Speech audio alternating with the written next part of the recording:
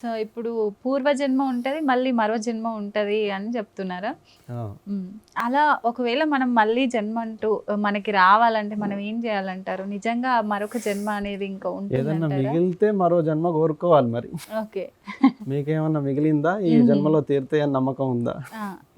మీకుందా ఈ జన్మలో అన్ని తీరుతాయి అని? అహా! లేదు. అంటే మళ్ళీ జన్మకు మీరు సిద్ధపడినట్టే. ఓకే.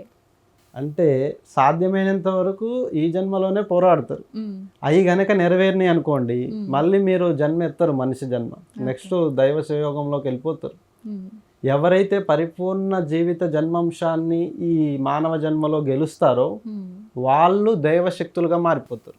ఒక మనిషి అధికారమే అన్ని తిరిగి వస్తుంది. హ్మ్. భగవంతుడి అధికారం ఓకే. దానిని మించి ఉంటుంది మరో లోకం. హ్మ్. కాబట్టి అల్లకెళ్ళాలంటే ఇవన్నీ ఇక్కడ ఇవన్నీ తీర్చేసుకోవాలి. హ్మ్. అందుకే కోరికలు ఇక్కడ ఇవన్నీ తీరిపోవాలి. హ్మ్. తీరితేనే వాడు దేవుడయ్యేది. హ్మ్. ఏ కోరిక తీరని వాడు రోగితో సమానం, మళ్ళీ పుట్టాల్సిందే. హ్మ్.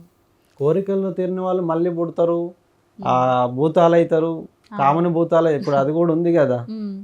కోరిక తీరకుండా చస్తే పెద్ద దెయ్యమవుతావు, అవును. రాక్షసువైతావు అంటుంటారు. అని చెప్పి వాళ్ళని అంటుంటారు అందరిని. మన అవును. ఫ్రెండ్స్ని కానీ సన్నిహితులను కూడా అంటుంటాం. హ్మ్. కోరిక తీర్చుకొనే చావరా బాబు, లేదా మళ్ళీ పుడతావు, ఆడి వీడికి పడతావు, హ్మ్. మళ్ళీ అది చేస్తావు అని చెప్పి హ్మ్. అది అంటుంటారు అనమాట అవును. సహజంగా. అది నిజంగా